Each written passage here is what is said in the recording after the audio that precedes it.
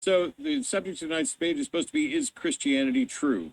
And for me, when we look at whether or not something's true, we need to, or any debate topic, we should probably define terms. And I think I heard Cliff say, truth is that which comports with reality in some version or another. So I think we're on the same page with regard to whether or not something should count as true. It just seems to be, how are we going to define the key elements of Christianity, and how are we going to verify that those things are actually true? And if the criteria that we use to verify Christianity, when applied to other things, bears those out as well, and they are in conflict, then our methodology is horribly flawed. Because if the foundation that we use to say, the guiding or the principal foundations of Christianity are true, if those are claimed to be true on the same criteria that would also prove Islam or Scientology, then we don't have any methodology at all, because we've now confirmed competing ideas using the same methods. So if for example, to go to fantasy for a moment, Narnia, I think we would all agree, is not a real place. And yet the concept of Narnia exists in minds, and it exists in writing.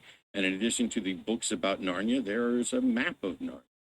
And one key principle in logic when we're discussing fallacies is not to confuse the map for the place. It is very tempting to look at and say, oh, we seem to know so much about this, or there's so much information here that this must be real. It's not the exact pathway to the fallacy, but it's what I think of when I start talking about the concept versus the thing. Now, within Christianity, how would we go about understanding what the foundational ideas are? I would tend to go to what the Bible says and what has been traditionally identified within Orthodox Christianity, going to Paul in Romans and talking about, if Christ be not raised, our faith is in vain.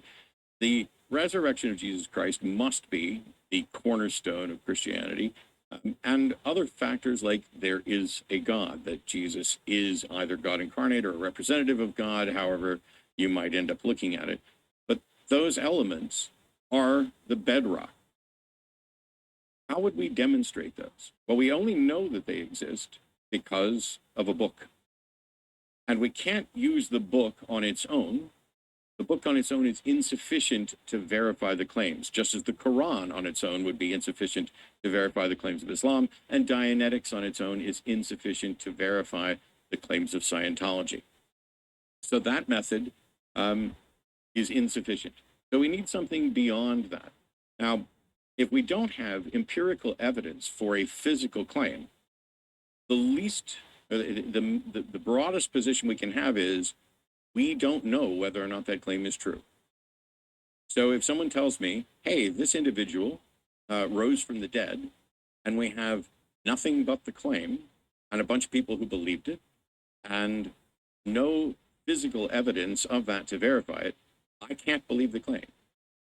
If you were to say, is this statement true, and insert a statement, you could get a yes answer for statements that tie to things that are not demonstrable. For example, there may be a diamond the size of my fist, 10 feet below the soil at a particular location on Mars.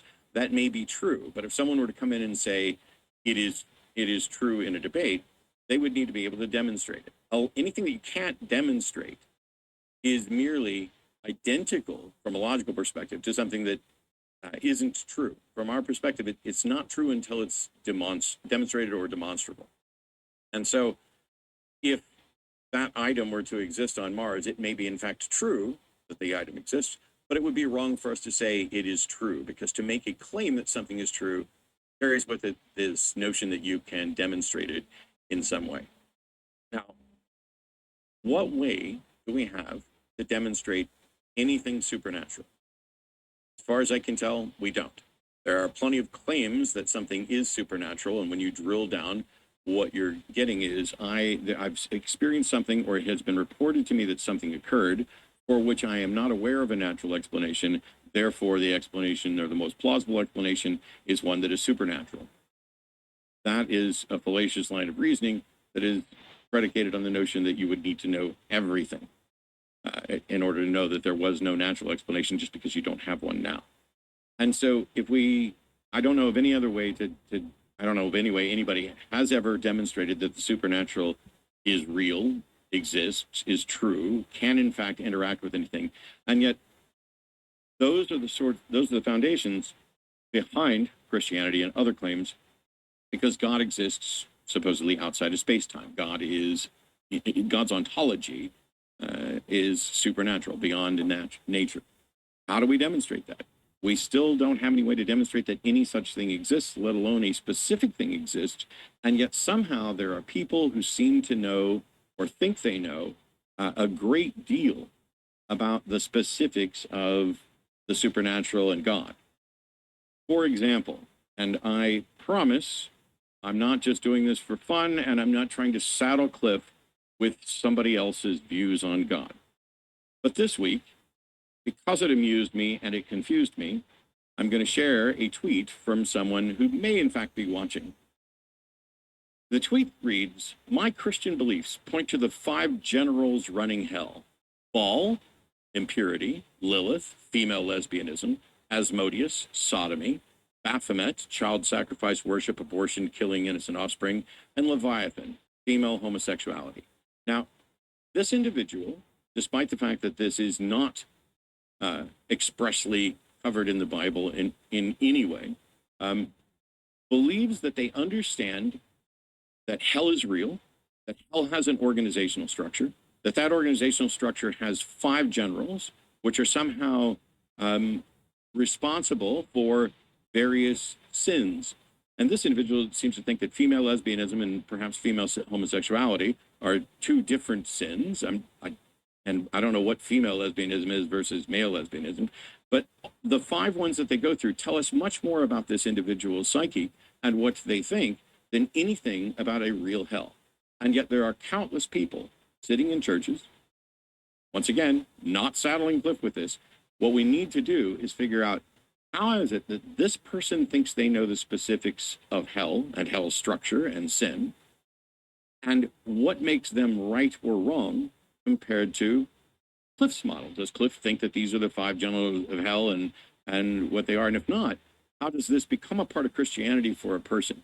Because while Cliff and I disagree on Christianity, I also disagree with the individual who made that tweet about the makeup of hell. And I would have disagreed with that person even when I was still a Bible-believing Christian. And I would think that many of my debate opponents would also disagree with this person. I remember a time when I stood in front of 4 Christian apologists just before a debate, having a discussion about what the Bible has to say about slavery. Not only could they not agree on what it says, they couldn't agree on what it meant. And so my position was, you guys get together and tell me what the actual position is, and then we'll dig into it after that. And I never heard back from them. So what specific, empirically verifiable, non-mundane facts can we verify with regard to Jesus? Now, I'm not a mythicist. I'm not going to say Jesus never existed. But the fact is, there isn't scientific evidence to confirm his existence or any of the elements of his life, right up to the most important aspect, which is crucifixion, and I think, or his resurrection, which is, I think, something that Cliff just noted, that you can't provide scientific evidence. You can't provide scientific evidence on this. And Cliff would like to use examples like love. We can't scientifically prove love. Well, we can, in fact, investigate the human brain and the feelings of love scientifically. But where we are barred from investigating things like love is in the mind itself. I don't have access to your mind and your thoughts. But a resurrection is not a mind-encapsulated thing. A resurrection is an occurrence in space-time of someone being dead and then raised from the dead. To pretend that this somehow puts it in the same fuzzy, unable-to-touch criteria as love is a misrepresentation of the facts. What we need is a way to demonstrate the truth of the foundational claims of Christianity, and I have yet to hear one.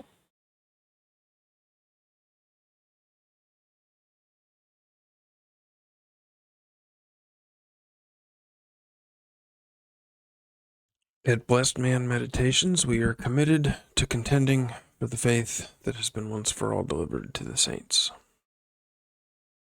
This time, there was a debate some time ago on modern day debate between Cliff Knechle and Matt Dillahunty about whether or not Christianity was true.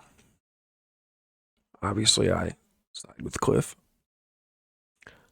I am reviewing Matt's opening statement in that debate. He made some statements, and I'm responding to the statements Matt made in his opening statement. Matt said in his opening statement, "Truth is that which comports with reality." Matt asked, how do we verify the elements of Christianity, and how do we verify those things are actually true?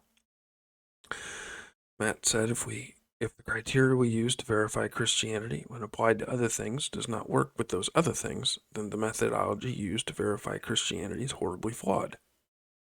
If the same methodology used to prove Christianity can be applied to also prove another religion just as much as Christianity, then the methodology used to prove Christianity is invalid.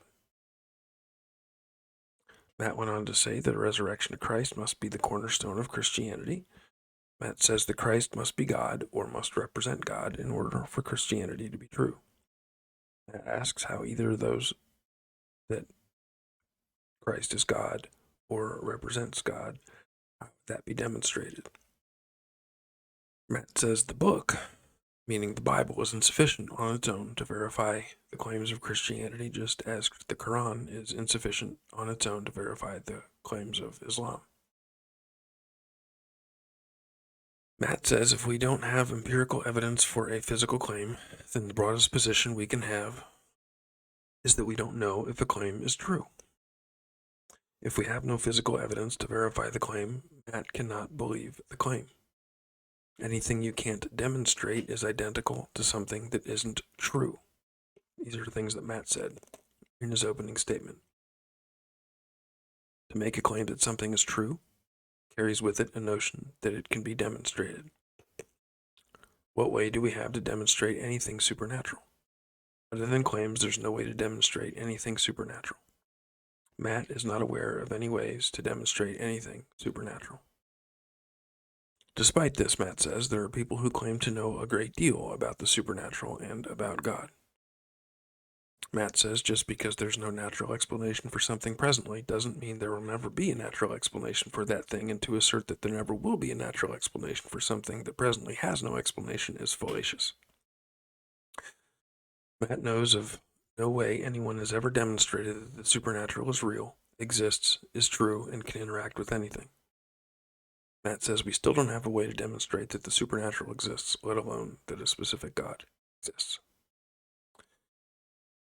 Matt points out that among theists, there's disagreement, and intimates that there should be evidence against theism. The disagreement among theists should be evidence against theism.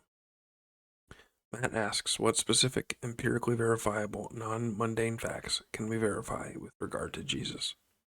Matt says he is not a Jesus mythicist, but there is no scientific evidence to confirm Jesus' life, death, or resurrection.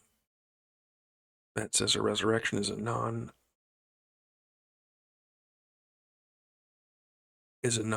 encapsulated thing like love is. A resurrection, Matt says, is someone being dead and raised from the dead. To put resurrection in the same category of love, Matt says, is a misrepresentation of the facts. Matt says we need a way to demonstrate the foundational truth claims of Christianity. Matt has yet to hear a way to demonstrate the foundational truth claims of Christianity. My response is going to be taking most of Matt's statements in the opening statement and responding to each of them. The first one is that Matt said the truth is that which comports with reality. The Google AI definition for truth seems to me to agree with Matt, so I will use that as my definition of truth also. In philosophy, truth is generally defined as the property of a statement, belief, or thought that corresponds to reality or is in accordance with the facts. It's about whether something accurately represents the way the world is or the way something is in reality. Both theists and atheists should be able to agree to this as a working definition of truth. The theists assert that theism best supports the facts for why we are here, while atheists do not agree that theism supports the facts for why we are here. Theists look at the evidence that use deductive reasoning, from the circumstantial evidence of things like the beginning of the universe, the design of the universe and on the earth, and the objective moral law that most people adhere to on essentials, and conclude that those three absolutes must have an absolute grounding. The theist asserts that God makes the most sense for that. The atheist disagrees with the theist. Matt asks, how do we verify the elements of Christianity, and how do we verify that those things are actually true? And in response, I would say that everyone views the world through biased lenses. Matt's question is riddled with materialistic bias. Because Matt has a materialistic bias, biased against the supernatural, Matt is unwilling and unable to objectively consider any evidence that a theist might bring. Matt's materialistic bias will force him to reject the evidence the theist brings, and he will just refer to them as mere claims. And this will force Matt to refuse to call it evidence. An atheist can accuse a theist of also being biased, and that might be true. Theists can be biased, but a theist and an atheist both look at the same evidence and come to different conclusions about the best explanation for the evidence. Just because the atheist disagrees with the theist does not make the theist's conclusions less valid than the atheist's. Just because the theist disagrees with the atheist doesn't make the atheist's conclusions less valid than the theist's. Many atheists don't want to let a divine foot in the door. Theists, for the most part, do not do that to atheists. Matt's conclusion above seems to assume, perhaps intentionally, that the only way to know things is if the scientific method can be applied to those things. But everyone should be able to admit that science is not the only way to knowledge. Can science prove any fact of history? Can science prove the literal existence of any historical figure from the ancient world? Science is, and always will be, unable to prove certain aspects about our world, including certain historical facts, including the facts about Christianity. So hiding behind science, like Matt and other atheists do, is not going to work. Science is great. I am not anti-science. No thinking Christian is anti-science or should be anti-science. Scientism, the idea that science is the only reliable source of knowledge, is popular today among atheists. Matt talks like he adheres to scientism, but honest people have to admit that science is not supposed to be the be-all and end-all of truth. Many atheists talk like they think science is the be-all and end-all of truth. But science was never meant to be that. Science was never meant to tell us everything about the world we inhabit, though it is great and tells us much about the world we inhabit. For things science is not meant to answer, such as many historical issues, such as Christianity or other religious issues, or any secular historical issue, we need other disciplines in addition to science. Matt refuses to consider this and seemingly will only accept science as a source for truth. When many atheists admit that science has yet to give answers to the various things it has failed to answer and will always be unable to answer, they often point to time and will essentially hide behind a science of the gaps or a time of the gaps sort of argument, which essentially says that science will eventually figure out whatever the issue is. Of course, they don't have to prove that assertion. It is as much a thing of convenience for them to hide behind as God of the gaps is for some theists to hide behind. To say that science will eventually figure out things it currently cannot explain requires faith just as much as the God explanation for some things. But people like Matt fail to see or to admit that. How do we verify certain historical facts are true? We cannot do so using the scientific method, so in such instances we have to use things such as history, archaeology, make observations, and make conclusions, hypotheses, and conclusions, much like scientists in a lab do every day. Channels like mine and others, way better than mine, attempt to show that copious amounts of historical, archaeological, manuscript, and yes, even scientific evidence exists to provide a robust circumstantial case for the truth claims about Christianity. Can Matt and those like him demonstrate they're willing to even consider our evidence? Or are they more concerned about being the smartest people in the room? Matt said, if the criteria we use to verify Christianity when applied to other things does not work with those other things, then the methodology used to verify Christianity is horribly flawed. Well, if Matt were to be consistent, he should dismiss his own statement, because his own statement cannot be scientifically verified. This is a philosophical statement, not a scientific statement. It is born out of a commitment to philosophical naturalism and scientism. It is not objective. Frank Turek calls what I just did the Roadrunner tactic. Applying Matt's logic to Matt's statement leaves you with my conclusion. Because, as we've previously established, we cannot depend on the scientific method to arrive at all knowledge, because we need other disciplines, for instance history, archaeology, and math, to arrive at some other forms of knowledge, we can clearly see that the philosophical presuppositions in Matt's scientism are horribly flawed. Matt said if the same methodology used to prove Christianity can be applied to also prove another religion just as much as Christianity, then the methodology used to prove Christianity is invalid. This is another truth claim Matt confidently asserts without evidence.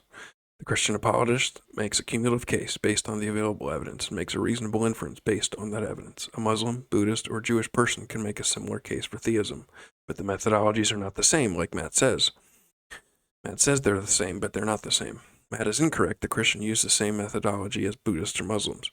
While each can point to the same scientific evidence in their case for theism, the similarities among the religions end there because each religion differs about the person of Christ. So some methodologies may be similar. Just because some methodologies have similarities does not make the methodologies the same. Matt makes a mistake here by lumping the Christianity in with the other religions. Cold Case Christianity, the book by J. Warner Wallace, that I have several videos for on my channel, is helpful to show that all other religions borrow from Christianity, and Christianity borrows from no other religions. Matt said the resurrection of Christ must be the cornerstone of reality. I don't think any Christian would disagree with Matt about this. Thank you, Matt, for properly representing that fact about Christians with that statement. Matt says that Christ must be God or represent God in order for Christianity to be true. Again, I don't think any Christian would disagree with Matt about this, and again, thank you, Matt, for properly representing Christians with this statement. Matt asks, how could it be demonstrated that Christ is God or represents God? If Matt will accept other forms of evidence besides empirical evidence, he should say so. If other materialists would accept other forms of evidence, they should say so. Better yet, they should demonstrate that they are willing to accept other forms of evidence. Since Matt and other philosophical naturalists like Matt have repeatedly demonstrated that they will only accept empirical evidence, there's no way that a theist could ever demonstrate God's existence or Christ's true identity to their liking. Doesn't mean they can't demonstrate it, it just means they can't demonstrate it to their liking. So the atheist can keep hiding behind their affinity for evidence, and the theist can never produce the evidence the atheists say they value. Because the atheist knows this, they will always be looking for more evidence. The theist will keep presenting evidence because they love the atheist and want to see them come to the knowledge of the truth they continue to suppress in unrighteousness. Archaeology and science will keep discovering things that corroborate the Bible, and atheists will keep hiding behind their various mantras, like extraordinary claims require extraordinary evidence. Matt says the book, meaning the Bible, is insufficient on its own to verify the claims, just as the Quran is insufficient on its own to verify the claims of Islam. I agree with Matt. The Bible is insufficient on its own to verify its claims, but Matt acts as if the Christian only has the Bible as evidence for their beliefs. Any honest, educated Christian would say otherwise, that there is plenty more than just the Bible to corroborate the claims of Christianity. Archaeology routinely confirms the Bible, or at least the archaeological finds that keep coming in keep corroborating the circumstantial case for the historicity of the events described in the Bible. Science has also provided much corroborating evidence to support the claims made in the Bible. So, Matt errs here by doing what many skeptics do by assuming that the Bible is the only evidence the Christian has. Surely, Matt realizes the Christian has more evidence than this, but then again, Matt conflates claims with evidence and calls the Christian evidence claims since he has a philosophical commitment to not accept any corroborating evidence for anything that sniffs a supernatural dimension. Matt says if we don't have empirical evidence for a physical claim, then the broadest position we can have is that we don't know if a claim is true. I suppose I would agree with Matt here in the broadest sense, but I think the Christian claim is not merely a physical claim. Matt, due to his philosophical naturalism, due to his materialism, will only consider physical claims, because the Christian claim is not only a physical claim, It is a historical claim. That must also be considered. But Matt refuses to consider the merits of the historical claim because his philosophical naturalism will not permit him to do so. We have to investigate a distinct issue to the one Matt raises. We have to investigate the mountains of circumstantial evidence at the Christian's disposal. If we can be rational and objective in our assessment, we should be able to conclude, based on a few facts, that it is reasonable to assume that God exists. Those facts include that the universe had a beginning. Those facts include that from what we observe, various scientifically verifiable facts seem to illustrate that the universe appears to be finely tuned to support life. Those facts include that there is objective right and wrong when it comes to certain facts, and the existence of objective right and wrong is virtually beyond debate. Even if we can disagree about what is right and what is wrong, the absolute existence of objective right and wrong is rarely up for debate. And there are other facts that we could list, but I'm just limiting it to that for the purpose of this video. Each of the above facts need to be explained. It is a claim of theists that theism better explains the above facts than does naturalism. I'm intentionally using the word Matt likes to use, and I'm drawing attention to calling it a claim, which should make Matt happy. After establishing the above facts, theists still require faith to arrive at their belief, but the theist's faith is anything but blind. It is reasoned and based on evidence. Next, Matt says if we have no physical evidence to verify the claim, Matt cannot believe the claim. Anything that you can't demonstrate is identical to something that isn't true. This is more of a statement of opinion based on a faulty presupposition that the physical is all there is and that there is no immaterial spiritual realm. It is a claim. It is not evidence, Matt's statement. The reality of the spiritual realm is demonstrated by various pieces of evidence.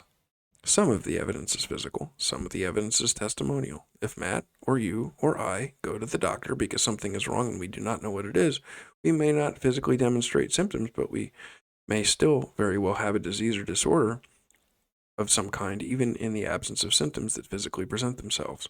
But doctors are qualified to make diagnoses and sometimes even do so when there is no or not much physical evidence.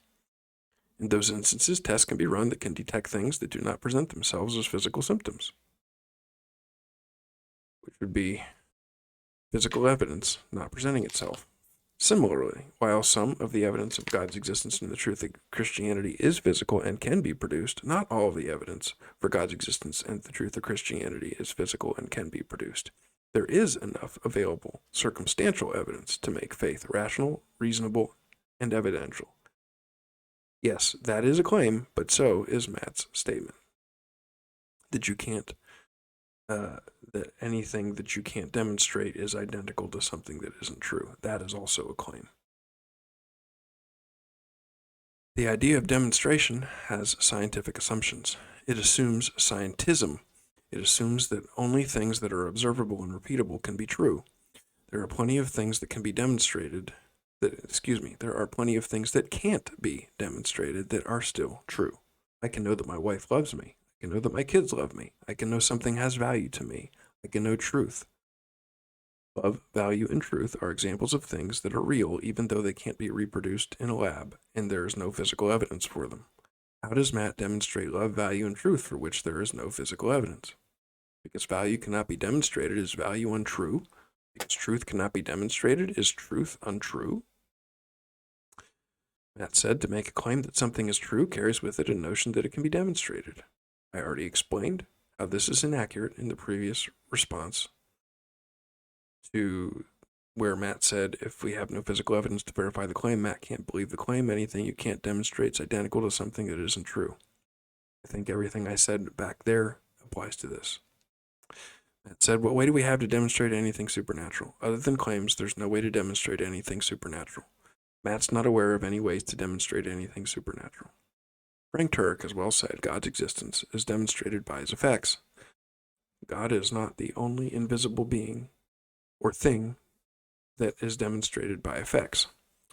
Gravity is invisible, yet its effects are visible. The laws of logic are invisible, yet I'm using them right now in this presentation. The mind, distinct from the physical brain, is not physical, but it has indisputable effects. The conscience is not physical. It may function based on physical processes, but the conscience itself is not physical, yet we all have a conscience that tells us right from wrong.